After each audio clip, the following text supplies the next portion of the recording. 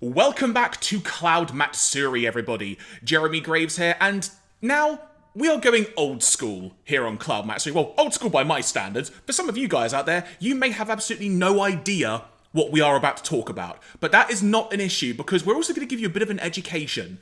Back in the year 2000, there was a bit of a revolution, I'll call it, when it came to anime and its notoriety in the UK in the form of a programming block known as Toonami.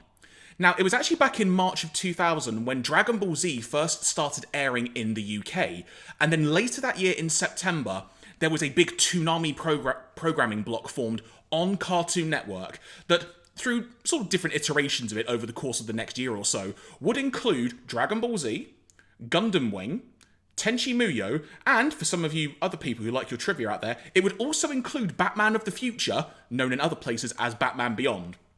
Now, much as I like Batman Beyond, we're not here to probably mainly talk about that show, as it were, because we are focusing on the other shows.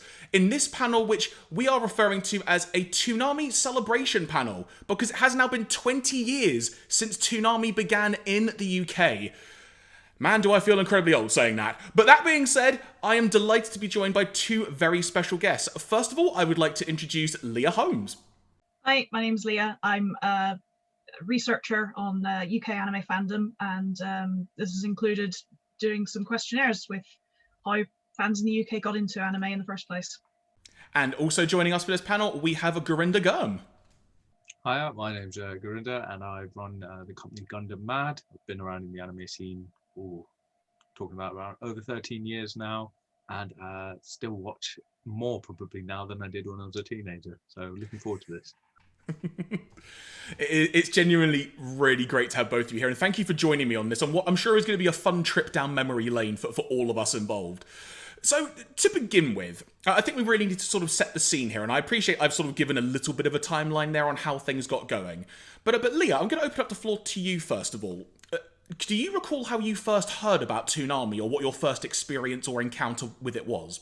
Full disclosure here, at the time that Toonami launched, I had just gone to university and I didn't have a TV. So I'm afraid that Toonami was the stuff of legends and fanciful stories for me. But I was very aware that it existed, and that the types of series that it was showing were very different to the things that had been shown on TV in the UK prior to this.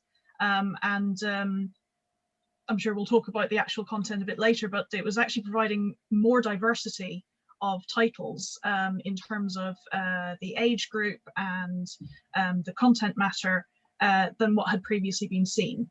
It's very interesting now you said that you went to university and you obviously didn't have access to it. So do you recall if other student friends of yours were watching it, or if they were aware of it, or if there was a buzz about it at all?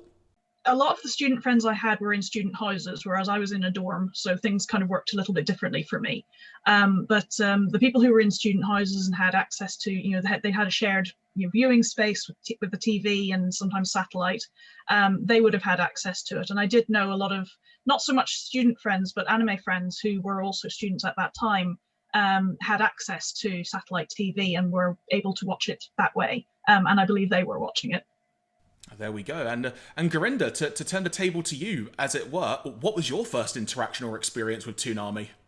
It's probably threefold. There were three anime that I remember, two of which you've mentioned already. One was Outlaw Star, which was the one you didn't mention, which I think it was Toonami. If not, I don't know, I'm just making stuff up. But the other two were obviously Gundam Wing, which began a downward spiral for the rest of my career and life, as we see now. But the thing that started it right off was probably Dragon Ball Z, but it was a marathon. And I remember it was one of the ones where they were basically doing back-to-back entire sagas. And my first meeting of the characters and Saiyans and Goku and everyone was halfway through the Cell Saga. Just flicked it on and I was instantly like, oh, this is a cartoon, but it's different. And then I just had to keep watching. I'd obviously been trying to find anime for years to that point, but I didn't realize they were available on such large scales. I think before that there was only trying to find the odd one here or there that aired on sort of late night TV, which was the way the schedules were. But Toonami kind of brought it into us so that we could get it at a more friendly time, watch something in its entirety rather than little bits here and there. So yeah, I think it was middle of the Dragon Ball Z cell arc. That actually brings up an interesting point, and probably something that's actually worth mentioning for all of us involved. So, Gurinder, just to turn it back to you immediately before I start waxing lyrical about a few things, how did you first get into anime? Like, what was your gateway? I'd always watched sort of robot-orientated stuff. So I'd always I watched Mars and Kaiser. There were like DVD, you know, back in the day when everyone had Blockbuster and you could rent films and all that sort of stuff. We had a local video shop down the road. I used to go in there, and obviously there were more mainstream stuff like the Transformers movie and stuff, which was made in Japan and by famous Japanese animation studios. But I started with that, with mecha anime, obviously, and then I kind of moved into anything I could find. I remember the first, what I would call true anime that got me into the whole genre was Blood, The Last Vampire. It was only like a 40-minute short movie, but a lot of people I remember watched it, and it was available on television. A very vague memory of watching it on one of the main channels and thinking, wow, this is so different to anything I've ever kind of seen before. And then it became, that kind of started it off. I started hunting for it then, trying to find as much as I could. So from my perspective, when it came to discovering anime specifically, I've told this story a few times before, but I think it's actually somewhat appropriate and apropos for this panel. But my first exposure of any kind to anime was actually Dragon Ball Z. It was back in juniors school, because where I grew up in North London, there was a very sort of multicultural area that I grew up in. And we would have people coming in from Japanese schools and whatnot, and lots of different schools just sort of coming together for various events. And there was an instance where a few people were transferred into school and we were getting to know them. And I remember, we were talking to them, and one guy by the name of, I don't know why I remember his name either, but hi Thomas if you happen to be watching this, he had a bunch of trading cards, and it just had these really, really dynamic designs on them. I had no idea what they were, but all I remembered seeing was Dragon Ball and then the letter Z next to it. And then a picture, it was either of Piccolo or Vegeta. I sort of flip-flop depending on what day it is when I tell the story. But it was one of those two characters. And he actually gave me that trading card because he saw that I was just captivated by it. But then I did not find Dragon Ball ever again until 1999 it would have been, when of all places I was in Cuba on holiday with my family, and the three TV channels there had access to Cartoon Network, which was an episode of Dragon Ball Z at the time. That's when I first found that. But then the gateway to anime for me was visiting a friend of mine's house, and he had Dominion Tank Police on VHS. Yeah. So we just started watching that. I had no idea what it was, and that was my gateway into it. So I've covered all sorts of things in that. So Leah, what about you? How did you first fall down this rabbit hole of the world of anime? Like you, and actually like a lot of people who responded to my research, my entry into anime was sort of multi-tiered kind of thing. So to go way, way, way back, when I was a child, I was watching Ulysses 31 and Mysterious Cities of Gold on TV because they were on the BBC. They were really easy to access. And there's some interesting things actually about the production of Mysterious Cities of Gold in particular and how it ended up on the BBC. But I think that was one of my first introductions to sort of long form animation where you had an ongoing storyline. And the thing about Mysterious Cities of Gold as well is because there were so many episodes to it, it felt like it went on forever. So it was always there, and I just loved it. Everyone around my age that grew up watching Mysterious Cities of Gold loved the theme song, remember it so clearly and so fondly. And so that was sort of my very early childhood. And then because I was growing up in Ireland, and a small town in Ireland at that, access to these things was very, very difficult.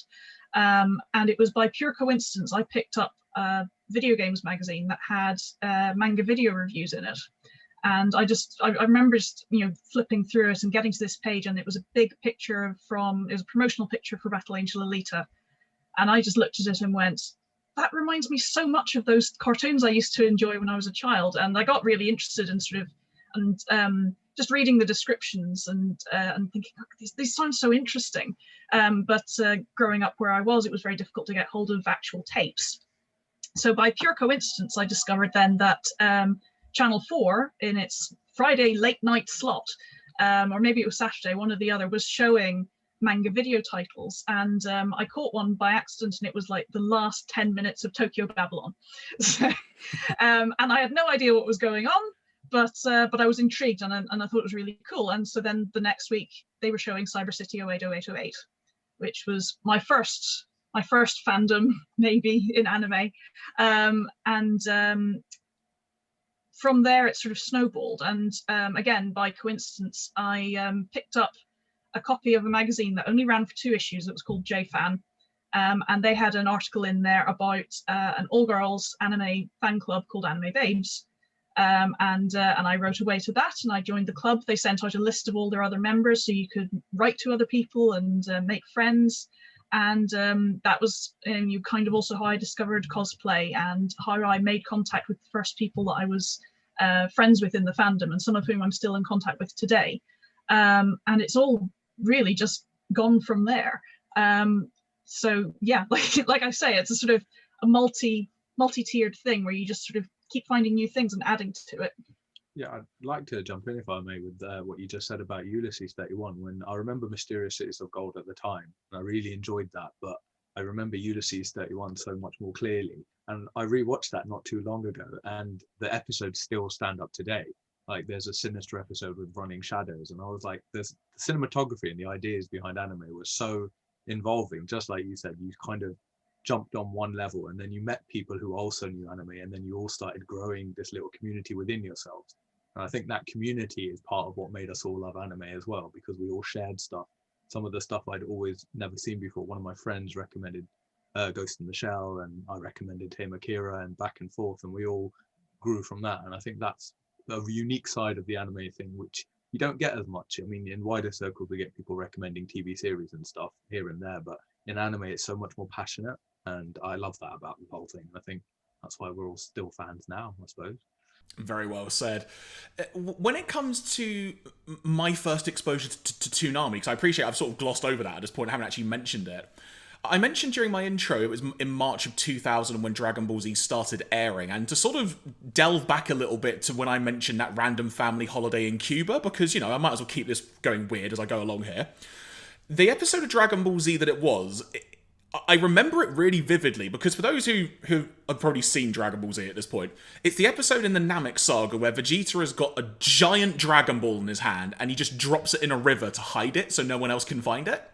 That was the first scene of Dragon Ball Z that I saw, and when I recognised the characters, I put the memory back to the trading card. But of course, I'm in Cuba. It's like the year 1999 in like by New Year or something like that. I've got no hope of figuring out if this is ever going to come to the UK.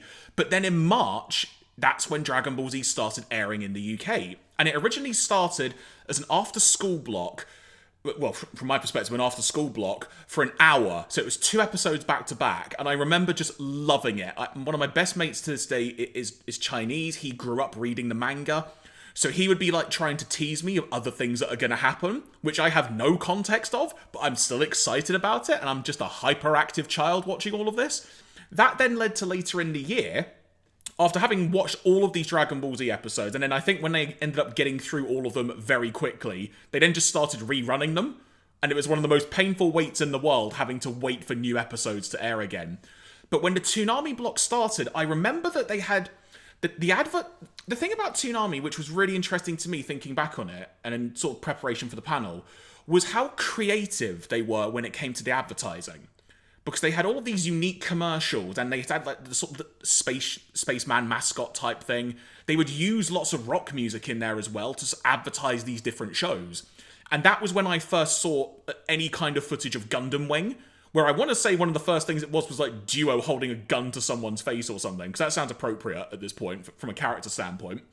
And then they were showing random bits of Tenchi Muyo, and I think they described the story as being that Tenchi used a sword to break a seal, and now he's got a demon woman hunting him and a space woman hunting him.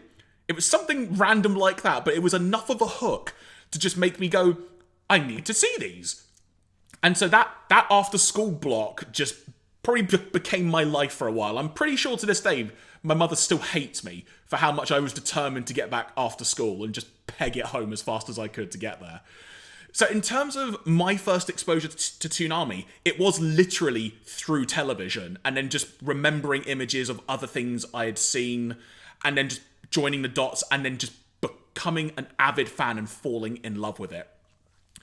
And I suppose talking about being an avid fan of it and the fandom itself around Toonami, is something that's still really prevalent to this day. When you look at the impact it's had, be it on just most people, I mean, Gurinder, you can probably talk about this to start with, but from the perspective of going to conventions and whatnot, you are regularly with Gundam Mad at so many conventions around the UK, around Europe, we might as well put that out there as well. So you see a heck of a lot of the cosplay that is happening at all of these events in varying different scale. It's fair to say, still to this day, that a lot of the popular cosplays you may see, big chance you're going to see a fair amount of Dragon Ball cosplay to this day, right? Yeah, definitely. You'll see a lot of the stalwarts, like everyone likes the sort of big series, Dragon Ball, Naruto, Bleach, One Piece, all of that sort of stuff. But I actually think Toonami did quite a good job, even though they had limited licenses at the time. They picked a couple of really key titles that got people's imagination. Obviously, Dragon Ball was one of the big ones, but they also picked up stuff like at the time, Tenchi Muyo and Outlaw Star were massive, but I think later on they also picked up like Neon Genesis Evangelion and stuff like that, which was only a couple of years after its initial run of Toonami, and that was a massive series for, especially in my circles with the mecha side of things, because Gundam series also, like you said, did have lots of cosplays and stuff, but they tend to be only the hardcore fans go all the way back. But Dragon Ball seems to have this infinite appeal that crosses, you know, all the genres and all the age gaps, and there's so much variety of characters that almost anyone can participate. Not everyone has to be the ripped Goku figure or be like the main protagonist. There's someone for everyone to kind of dress up in there. So yeah, they lucked out with some really good series, but also there wasn't really any other options at the time to watch anything else, so people really focused on those characters and fell in love with them, I think. That is a really key element there. And Leah, to bring you into the conversation on this aspect as well, that the fact that you just said, Gurinder, there, like, there wasn't actually much other option, because it was the only thing you could find to watch, that no doubt had a massive impact on just Toonami in general and how people discovered anime and its long-lasting impact. I'm just repeating myself at this point. So to get to an actual question to you, Leah, from your perspective and from the research that you've been involved with, how would you just, I guess, describe the impact that Toonami ultimately had and continues arguably to have to this day? Yeah, so I mean, like I alluded to earlier, the thing about Toonami is that the titles that they were choosing to show were providing a different kind of perspective to what had been available previously.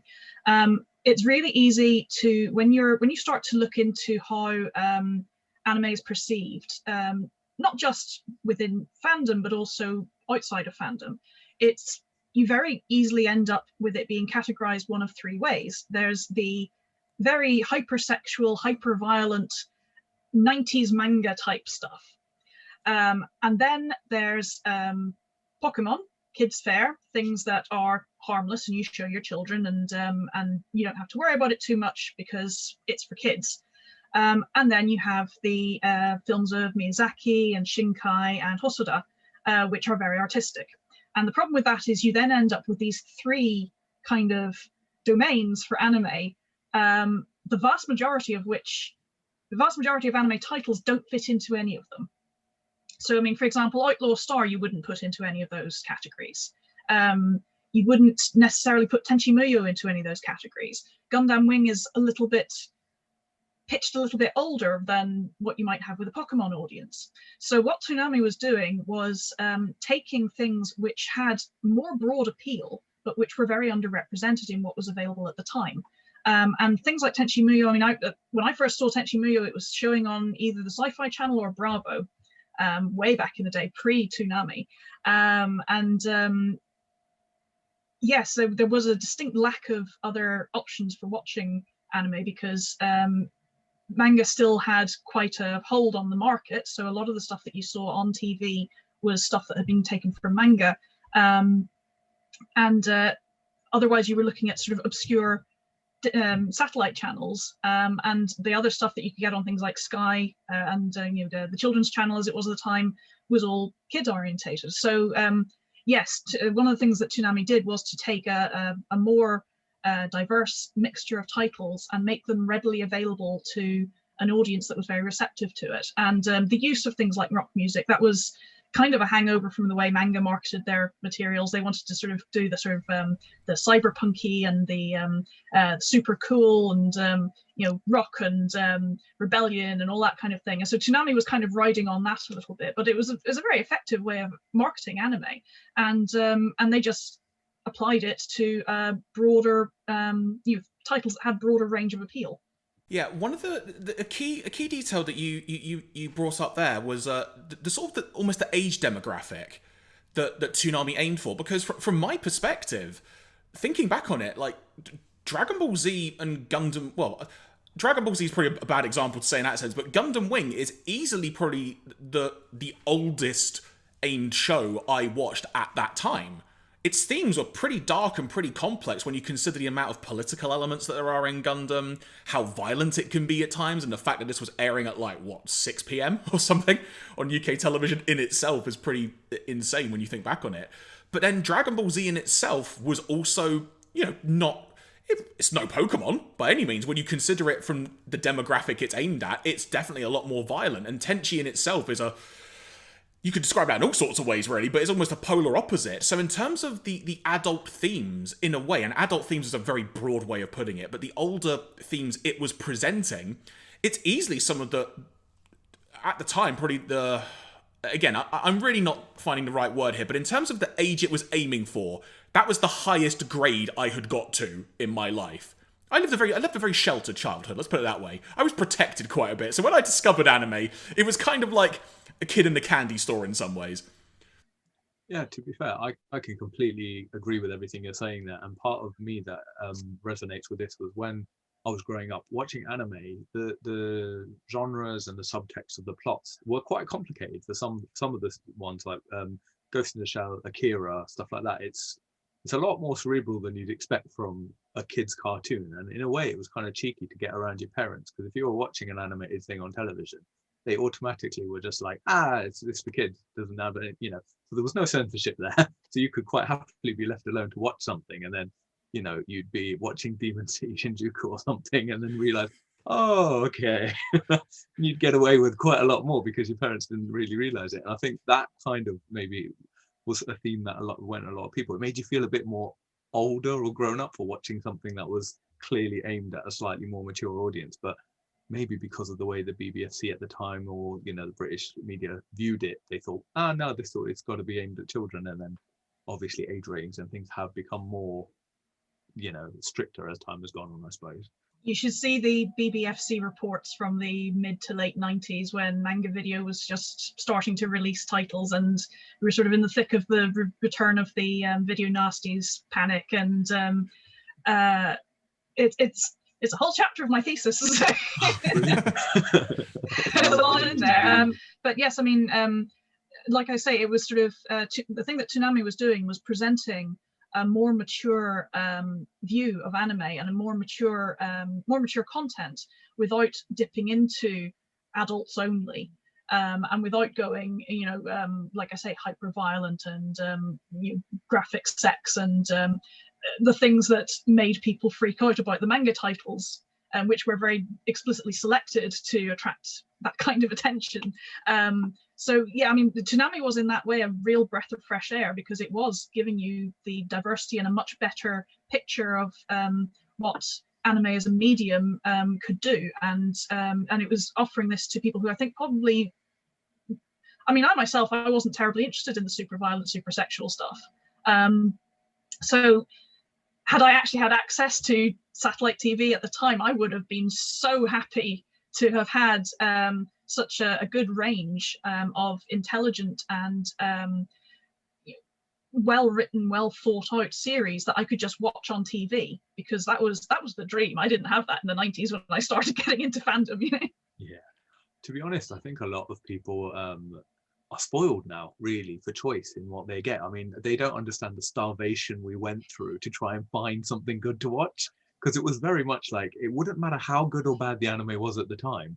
We just wanted to watch it because it was anime and it was a new one and we hadn't seen it before. And I remember those, like you said, late night Channel 4 airings on Sci-Fi Channel. There was like that one odd episode that would air at like near midnight, and you'd be like, oh great, I'll stay up just to watch it. Could have been awful, could have been amazing. I loved them all because I got to stay up and see something different. But now I mean, the world's our oyster. There's too much, and there's no way we would ever be able to watch it all anyway. So, yeah, I love that.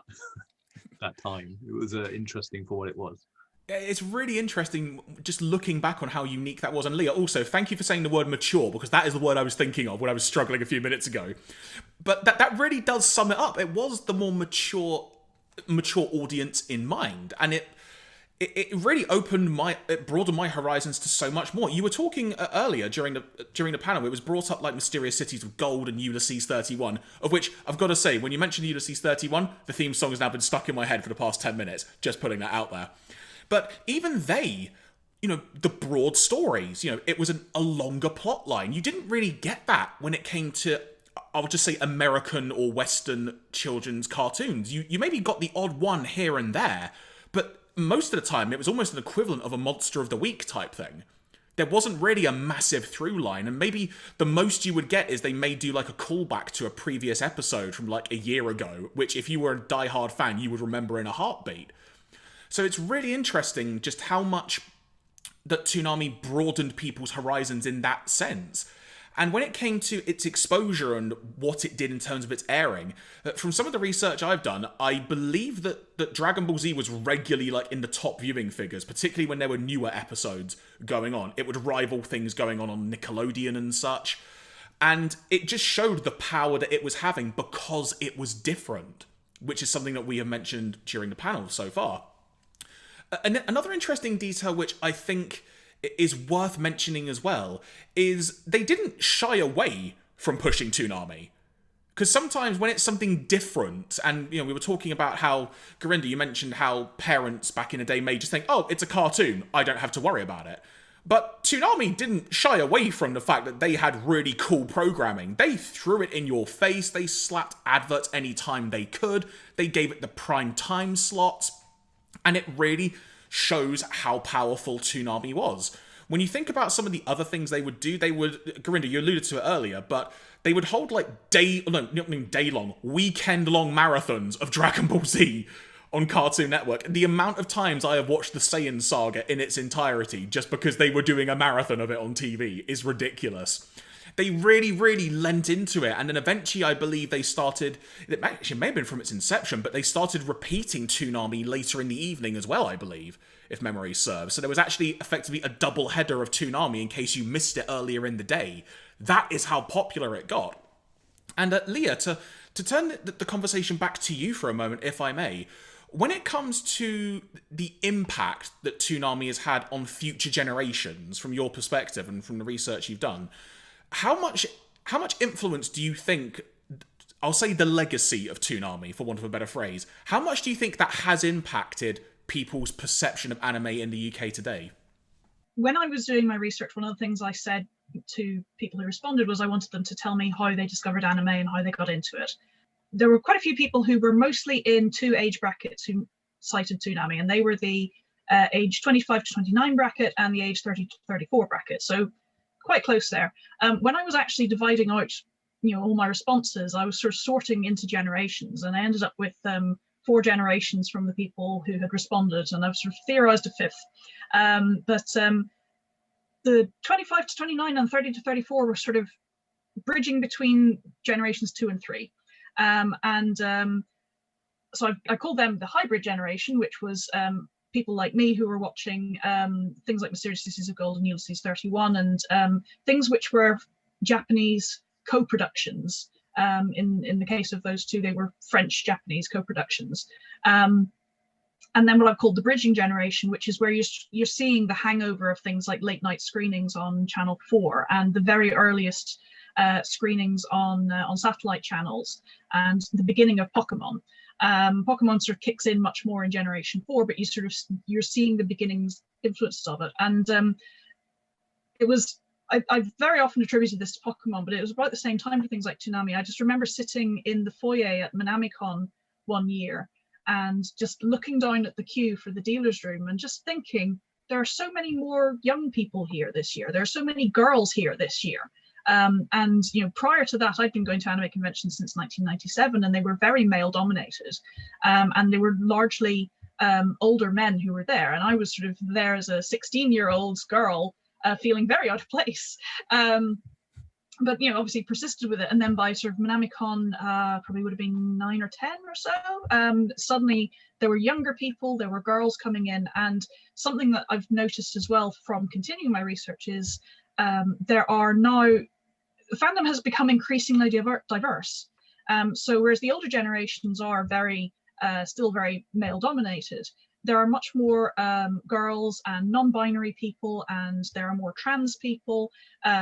The fandom is not so white anymore. There are more Black and Asian fans who are sort of coming in, and as the age groups sort of get lower, for want of a better phrase, as you sort of get towards sort of closer to the 18-year-olds, you see a much bigger mix, and it's a much more diverse fandom. And the fact of the matter is, had something like Toonami not come along and brought that depth of new material, we might not have seen that kind of change, because if you're watching things like Pokemon and Cardcaptor Sakura, which is one of the other big things that was influential at the time, you may not necessarily, off the back of that, want to look into something that's more like, say, Outlaw Star or Tenchi Muyo or Cowboy Bebop. But Toonami made those things so accessible, and because they were picking titles that were very recognizable in their aesthetic. So if you were watching Pokemon, if you were watching Cardcaptor Sakura, you had this other avenue where you were seeing something which was very similar in aesthetic, but it was giving you a slightly different taste of the pie, if that makes sense. So I think the legacy really is just that it was catching people who were getting in through a very basic entry point, a very accessible entry point, and bringing them into a new world in a similar kind of way that I started on the series Sisters of Gold, and then through gaming discovered manga video and went from there. So I mean, I think that's the legacy of it. It's it helped to broaden the reach in a way that I think other video companies of the time, you couldn't really take on manga, and manga were very set in the way they were going to release things and the titles they were going to show. So yes, Toonami filled that gap, basically. The word accessible is actually, I think, something that needs to be touched on in some ways, in some just a bit more detail, because we've alluded to it once or twice here during this panel so far, but Toonami was on Cartoon Network, which was on Sky Television. So, and Sky TV back in the day, from what I recall in, trying to sort of quiz my parents and whatnot and a few other people, it wasn't exactly cheap back then. It was very much a luxury, you could argue, and having that sort of just satellite TV in general, it was a new concept. There were so many more channels. There was, I mean, obviously not like today, by today's standard, but it was still, there was quite a big barrier to entry. Even with that in mind, you had to have Sky TV to be able to get Cartoon Network, and it may have been like a cable equivalent or something. But that in itself was a big barrier to entry. And the fact that it still got as popular as it did, it just shows how powerful it was. Well, to be honest, I actually think one of the things you've touched on there when you were talking about the marathons and how Toonami repeated stuff, it was part of their game plan, as it were. Toonami was very much a trailblazer for the anime community that we know here in the UK now. But I remember, as being one of my few friends who did have access to it, I had to tape the marathons for my friends and then lend them out the videos afterwards. At the beginning, you couldn't, because I think there was something that stopped you recording Sky. And then eventually, when you were able to record Sky, those marathons, I had to then make sure I watched them and get up to them. And as I mentioned, I halfway started through a marathon.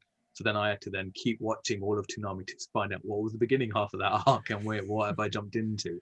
So I think they were very much on the ball from the get-go about how they needed to make this expand. And in a way, yes, they were obviously trying to get ratings and views and stuff, but they were, like you said, wholeheartedly trying to push this forward rather than just sort of testing the waters with one or two fare. And it's obviously, we are the results many years down the line of, what Toonami kind of instigated in all of us. I think as well, you can't underestimate the impact of the fine tradition in anime fandom at the time of tape trading. So just because you didn't necessarily have access to satellite TV and couldn't watch it live on, as it was broadcast, doesn't mean that you didn't know someone who had access to it, who could just tape stuff for you, copy it, or even just tape it, send you the tape. The anime fans were very well accustomed to how tape trading worked in the early days, because in some cases that was the only way you could get the more diverse things. I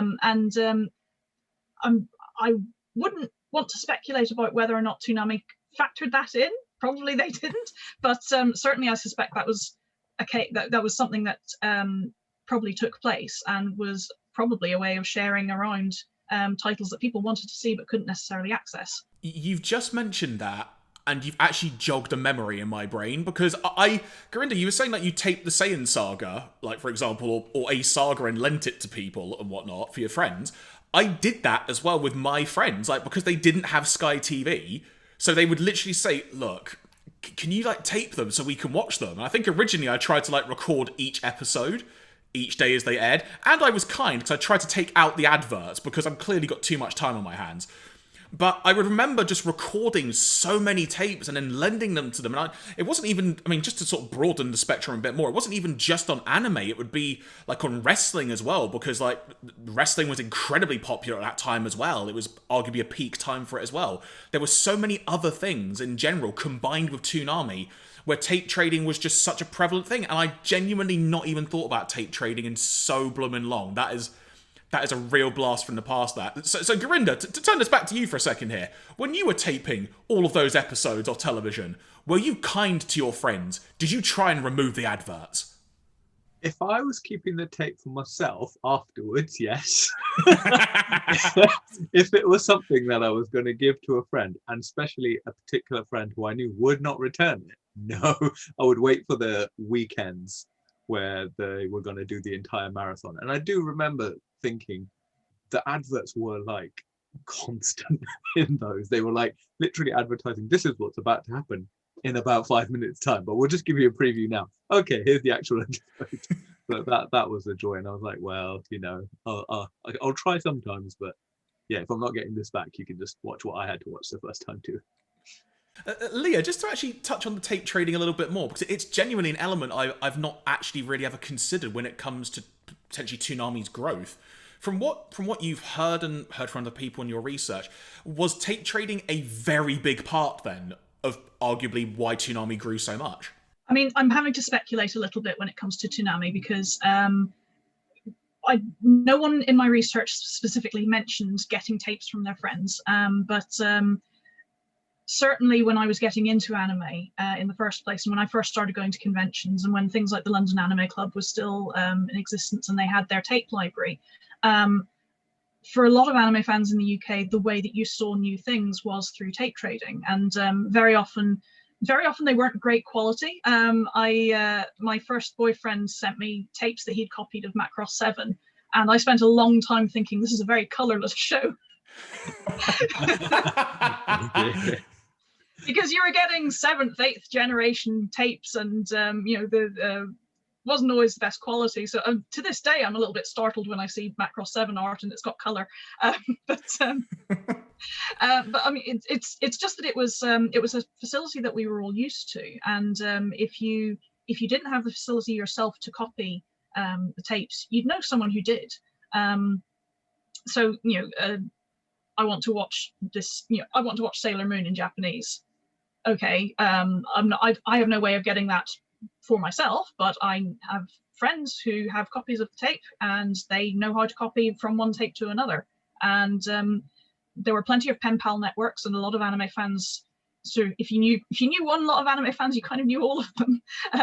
It's so funny now looking back on how small anime conventions used to be, but the network was so small, and the number of fans there were was so small, and we were all reading the same magazines, and we were all going to the same events, and we all had roughly the same contacts. So for the most part, you could get what you wanted to watch through questionably legal methods, but the opportunities for distribution in those days were so small, it wasn't the same kind of issue that you have with like torrenting today. So I could very easily imagine that by the time Toonami came along, okay, you can't necessarily get Sky, and admittedly, a lot of the people I knew who did have Sky as students, they were in student houses where either, I guess, they had clubbed together to get Sky, or they had a really, really nice landlord who installed it for them as a USP. But they would have the facilities to record and then to distribute. So, like I say, it's speculation, but I wouldn't be at all surprised if that was an element in how Toonami got, how people access Toonami without having Sky. So to put a bit of a focus on some of the actual shows for a second, because I appreciate we've talked a lot around Toonami and sort of different elements of it, and obviously I've mentioned Dragon Ball Z far too much already. But in terms of the actual shows themselves, Leah, if I could start with you, if I may, I'm assuming you've probably seen the 3 shows in question: Dragon Ball Z, Tenchi Muyo, or Gundam Wing, or at least 1 or 2 of them. Were you drawn to any one of them in particular in hindsight? Well, I had seen Tenchi Muyo, like I say, on I think it was the Sci-Fi Channel. Well before Toonami. Before I went to university, it was in sort of mid 90s. They showed some of the old Pioneer licenses. So they had Tenchi Muyo, they had Moldiver, and they had something else, the name of which escapes me at the moment. But those are the 2 that I remember watching and really loving. And I just adored Tenchi Muyo. The songs to this day just sometimes just jump into my head, and I'm just going, I'm going to be singing Lonely Moon for the rest of the day, and the thing about Tenchi Muyo was I had heard of it through the occasional anime magazine, through Anime Babes, and it was so colorful, and the characters were so bright and exciting and fun, and it was funny. And I remember trying to explain the plot to my dad one time, and then sort of hitting up against the brick wall that is the fact that the main character is the most boring guy imaginable, but he's surrounded by these fun, exciting, interesting characters. As a cosplayer, I'm very drawn towards things that are eye-catching and things that are sort of bright and have a great aesthetic. And Tenchi Muyo is one of those absolute classics. It's been a long time since I watched it, and I really should watch it again, because there's so much of it that I remember so fondly and that I really love. So I think of the given that I was not in position to actually watch Toonami, I think that's probably, of the Toonami block, that would be my big pick. But having said that, and the extra little story that I just want to tell quickly, my uncle, who was not an anime fan, but he knew I was, and there was one day I was, we were visiting my aunt and uncle, and my uncle just said to me, you like that Japanese animation stuff, don't you? And I was like, yeah, a few. And he goes, yeah, I've been watching this one on satellite called Outlaw Star. It's really good. I was just like, it's always great hearing little stories like that, just little anecdotes, and usually as well, it's from people you don't expect as well, isn't it? I wouldn't have actually pegged my uncle for a sci-fi fan, never mind an anime fan, but he evidently he found something in Outlaw Star that he really loved. Outlaw Star's a great show. So, Gurinder, I think it's pretty fairly obvious which show perhaps maybe meant the most to you or has had the most impact on you. It might have something to do with the company you run, Gundam Mad, like being an example here. So, just to turn the floor to you a little bit, I'm going to assume your answer is Gundam Wing, but I won't prejudge if you want to change your answer. But what show would you say you were drawn the most to, and how much impact has it had on you? So it would have been Card Captor. No, it was Gundam Man. It was Gundam Wing. But to be fair, what I mentioned earlier, because there were so few to watch, I loved all of it, and even to this day, I'm not particularly fixed on any genre, so I will quite happily watch the typical overly violent stuff, harem, reverse harem, watch fluffy stuff. I don't care what the genre of anime is. I just judge it in its own right, and sometimes it's the stories that are completely out of your normal comfort zone of watching that are the most endearing and the most sort of that kind of get the appeal to you. But Gundam Wing was by far the one that got me first. I always liked giant robots. I'd always liked Transformers and been really into that. Then the idea of people piloting these sort of machines, and then actually watching a series with such a intriguing political plot, something that they weren't trying. They don't really try and dumb it down at all for you. They expect you to catch up to what is happening in a geopolitical scale. And if you actually look at, in a broader sense, what Gundam Wing was about, it's essentially a precursor to sort of terrorism, essentially, because the Gundam pilots could be viewed as the terrorists, but who are rebelling against an oppressive Earth sphere. And it's always been about this big dynamic of the Earth versus space, and that is a running theme that runs throughout almost all the Gundam series. But it was interesting seeing such a heavy sort of narrative bit, basically, because usually most of the shows you'd watch would be good versus bad, and that was it, sort of. You'd have the hero characters and you'd have the villains, but in Gundam Wing it was very much like, these 5 guys are your heroes, but they're also killing people, and those people have families, and you get to see that side of it, and you sort of had to question your own moral standpoint. And I love the fact that they weren't trying to just whitewash it and make it all like, oh no, that's fine. It was like, this is the ugly brutality of the way the world is, deal with it, and also enjoy giant robot combat. So yeah, for me, it was eye-opening and really started the wheels churning for what is still now my passion and my career. Again, this is just random thought that's come into my brain, but one of my first memories of Gundam Wing, aside from like the trailers that they would show as part of the adverts and whatnot, but one of my first experiences of Gundam Wing was that they showed a random preview. Don't ask me why I remember such random details like this, but I do. But they would like to show sort of random preview clips in a way, like of a couple of minutes long, just during an ad break of some of the shows that they were going to be playing. And one of them, I vividly remember, it was before Gundam Wing started airing. It was a clip from... It was within the first couple of episodes. It was the scene where Hero is like on a boat of some kind. He's about to destroy Wing. Relena comes and finds him. She's in like a really nice dress. And then suddenly it's the first appearance of Duo. And he just shoots Hero, and like Relena's in like standing in the way. And they showed like 2 minutes of that scene at like 5 p.m. in the afternoon before it aired. And it's just crazy. You're like, how does this happen on television? But Gundam Wing was just such good fun.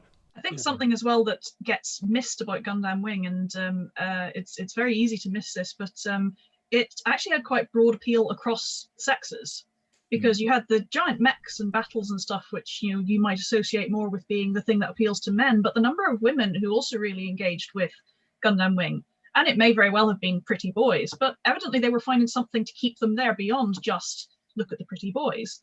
And there are still plenty of female anime fans now who may have come into it through Gundam Wing, who have persisted in their enjoyment of Gundam and have found other things as well within the medium to watch and keep up with, and maintain their fandom that way. So yeah, Gundam Wing deserves more credit than it gets, I think.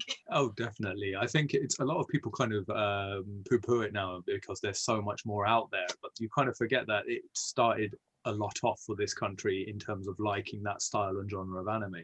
And like you said, even though it might have been pretty boys, they weren't all the same. They all had very distinct personalities, and I found this through like my female friends from uni when we were all watching stuff like this together. Different ones would really like resonate with different characters. There were some of my friends who absolutely adored Catra and loved his sort of empathy for everybody, and some of them loved Duo for just being who he was. Very few people actually liked Hero, which I found interesting. But yeah, I mean, each to their own. But I love the fact that even in their own right, there was someone that someone could relate with in that series.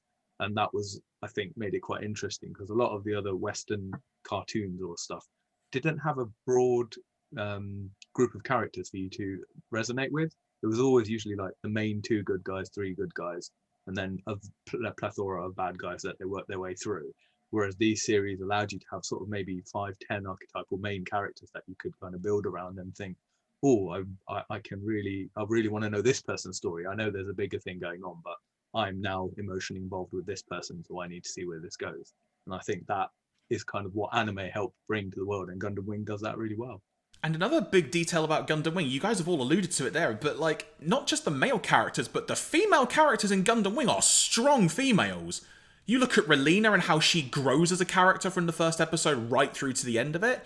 You look at Noin, the pilot who works with Zex, like an incredibly strong character as well. Even Lady Un, who, has a bit of a personality trait at some point. But, if you get the mean Lady Un and the way she just, like, throws someone out of a plane and then just shoots them in midair, like, that scene in itself is pretty iconic to a whole generation of people. And in terms of, I mean, from my perspective, like, just to sort of slightly echo what you guys have said, but I loved Tenchi Muyo. I loved Gundam Wing. Admittedly, while I love both of them, the show that connected with me most of all, pretty obviously, is Dragon Ball Z.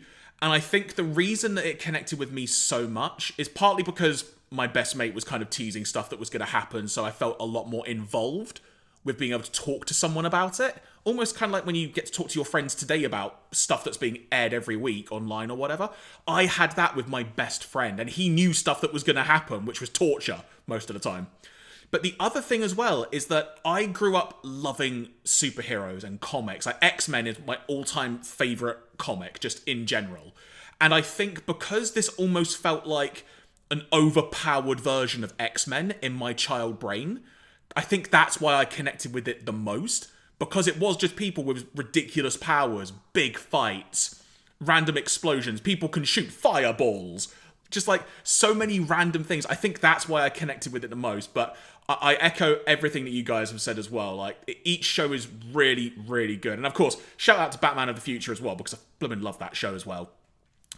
So, I appreciate we're nearly out of time here, so we're going to start to wind this down, but I know we could probably go on for a few more hours if we really wanted to. So, just to sort of try and summarise it for each of us, I guess, what does, from our perspective each, what would we say that Toonami means to each of us? Be it how our fandom is now, be it where it's come from. Have a little sort of mull over that, and I'll sort of wax lyrical for a moment or two, because from my perspective, it's pretty obvious and plain as day that Toonami has shaped the anime fan that I am today. Yeah, I do work for Anime Limited and whatnot, but without Toonami, I do not think I would be anywhere near as big of a fan as I would be right now.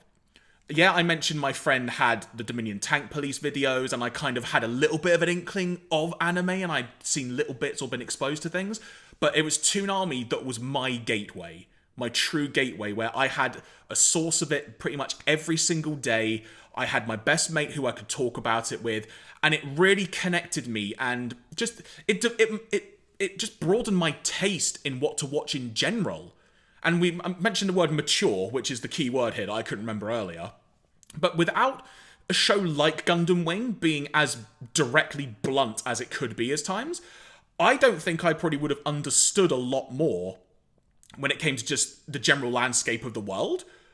I don't think I would have probably understood a lot of that, for a long time until I probably learnt it more in school, just because it was so in your face about it. So not only has Toonami just shaped me as an anime fan, but I think in terms of how I developed as a child growing up, it also had a profound impact on me as well, just in life in general, which may sound like a very bold statement to make, but that's genuinely how I feel about it.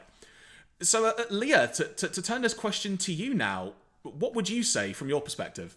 I'd have to agree very wholeheartedly with what you've said. I think that Toonami was a really important catalyst in transforming anime fandom as it was in the sort of late 90s, and in an environment which, especially as a woman and as someone who was sort of set apart from the broad anime fandom growing up in Ireland and being so separated from everyone. You want to talk about accessibility? One day I will tell you about the long journeys I had to make to Belfast to go to the Virgin Megastore. Oh man, Virgin Megastore, I've not thought about that in years. that was how I could get my tapes. That was the only way I could get my tapes, apart from when I actually made friends who could send me tapes.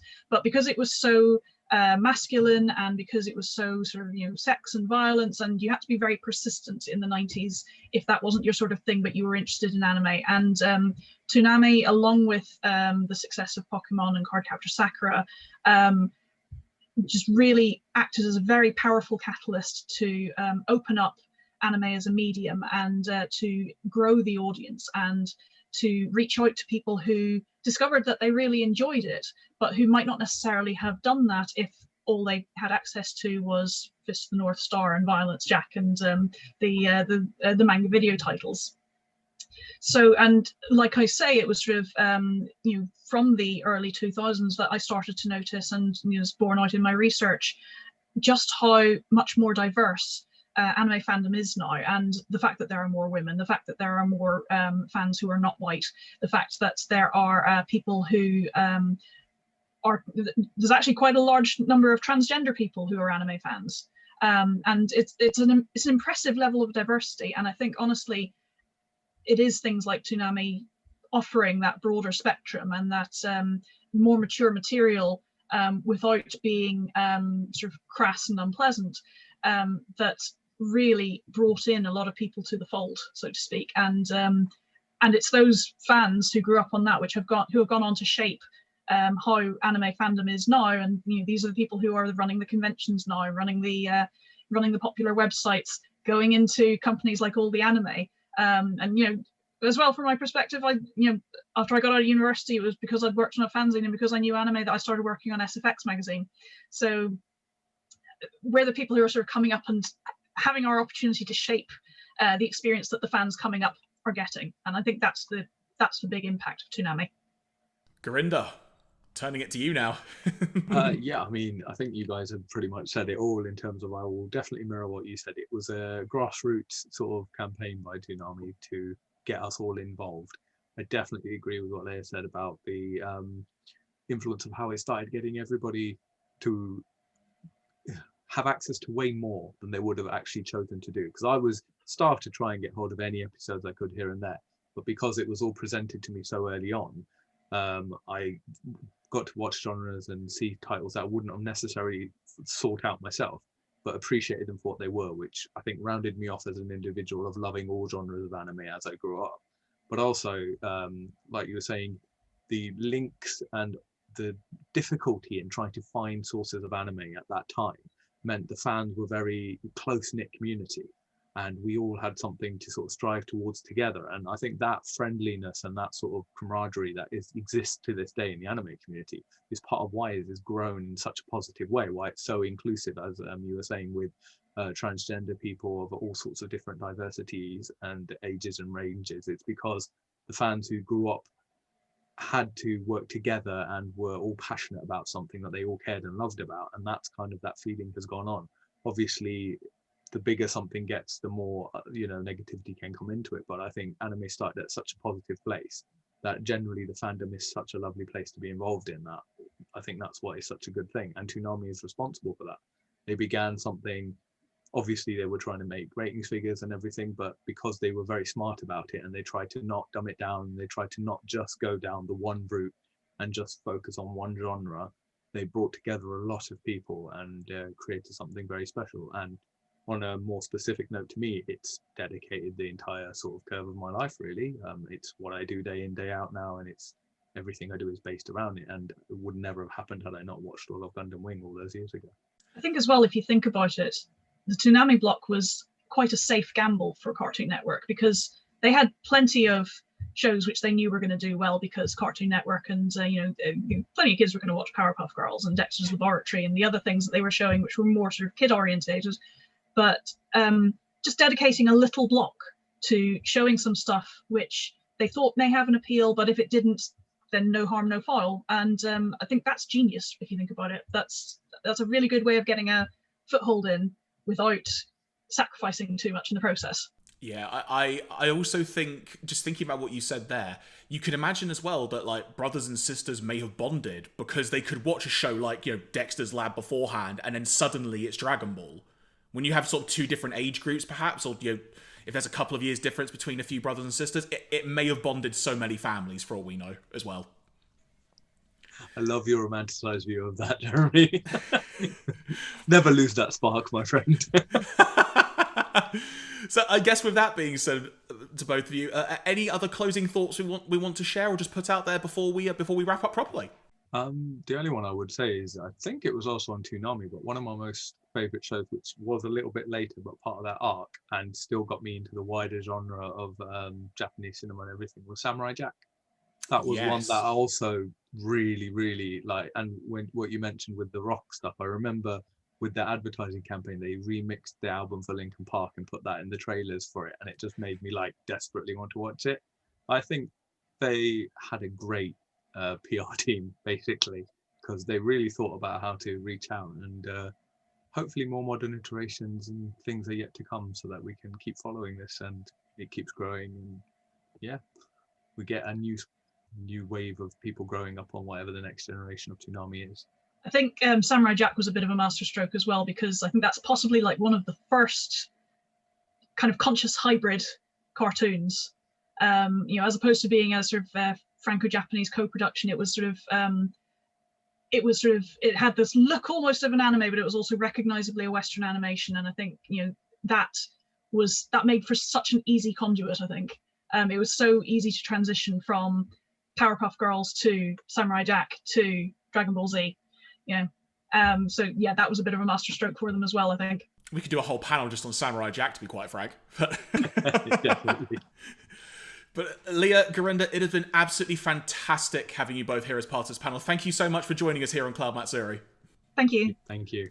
And everybody watching, stay tuned because we are not done yet this weekend. We'll be right back with more of Cloud Matsuri.